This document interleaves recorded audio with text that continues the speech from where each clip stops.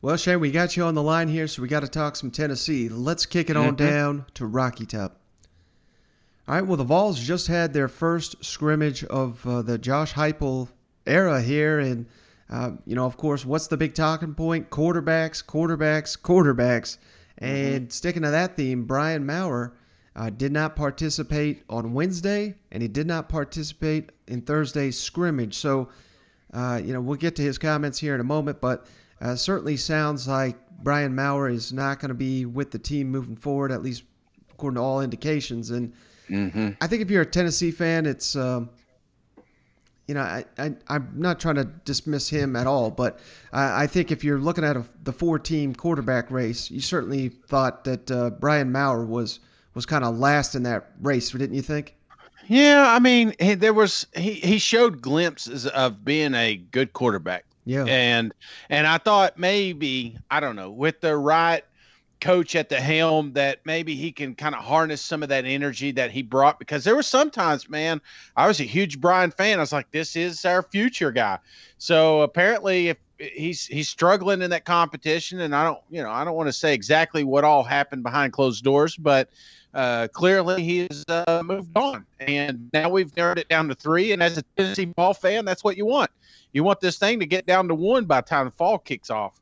Yeah, he's got some Brett Favre to him, and I don't necessarily mean that in his arm talent. Brett Favre was one of a kind there, but just just kind of out there, just like a gunslinger out there, and sacrificing his body. So certainly, wish him the best moving forward, but it doesn't sound like that's going to be at Tennessee. Yeah, for sure. So let's kick it over to Josh Heupel, who recapped his thoughts on the scrimmage, how the quarterbacks looked. That was a big talking point. And again, another unfortunate injury here, CALBERT, who, he wasn't penciled in to start at left tackle, but all indications, we just had Ben McKee on the show, and I've heard from others that they thought KROJAN was likely going to be the starting left tackle. He got hit with a tough biceps injury here. Yeah, Josh, what is Brian Maurer's status with the team at this point, and why was he absent from practice yesterday? Yeah, I just had an initial conversation with him at some point a few days ago as far as the reps and how those things were going to be divided up. No further update on him. We'll have a conversation with him during the off day here. Coach, just break down kind of what your thoughts on the quarterbacks were, the 3 that were there, and just kind of with Joe's first time going through things, how did he manage, the offense? I thought he managed things really well inside of the pocket. For Joe, excuse me, and Hendon, and for Harrison, some of it's tough because you're not in a live situation. Are they going to make a play? Are you going to be able to get out of the pocket? Those types of scenarios. But I thought all of them did a great job of taking care of the football. We're efficient in calling it for the most part. I thought their decision-making and what we're doing in the run game and controlling the pass game too was pretty solid. At the end of the day, I don't think offensively we collectively strung things together the way that we need to. Some of that is just 11 guys all doing their job at a really high level. It's not one position, one guy. It was a little bit of everything at all points in it.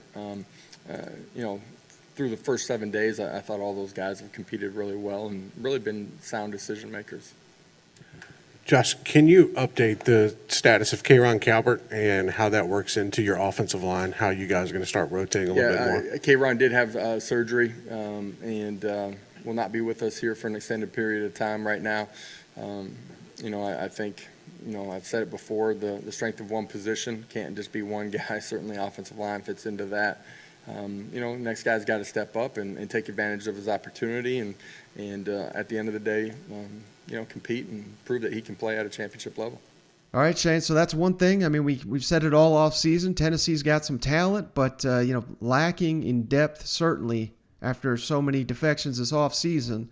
And just hate to see this. Like, even when I put this information out there, Tennessee fans, they've been through this. They've been down this road before, basically, is what I'm trying to say.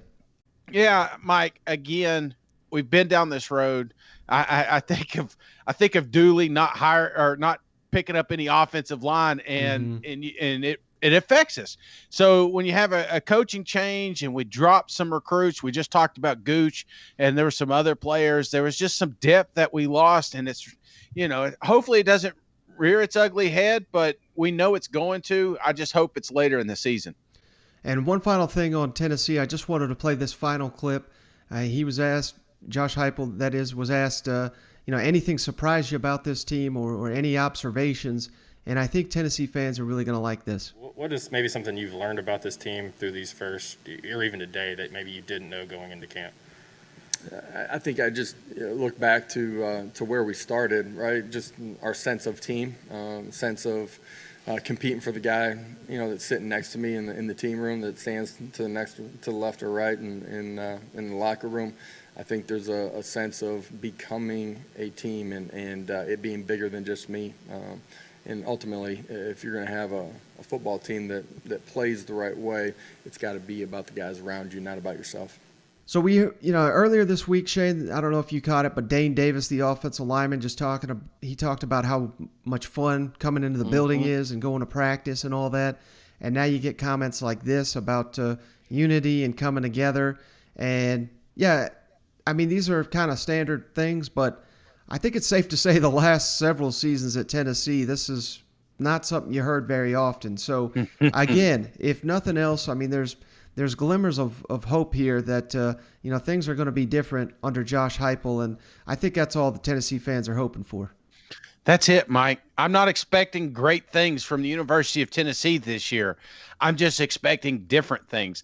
And that just airing it out, that's what we want, man. We want to see our coach go out there and try to put up some points, because years past, that's what's caught us. Yeah, we've had some pretty good defenses, but if you can only score 13 points, you ain't going to win the game. So I love the energy that I'm hearing from these kids. That's what you want. And when you start bringing some of these recruits in there, they feel that. It's not fake, and they want to be a part of something like that. So I'm excited. I'm excited about the next chapter at UT.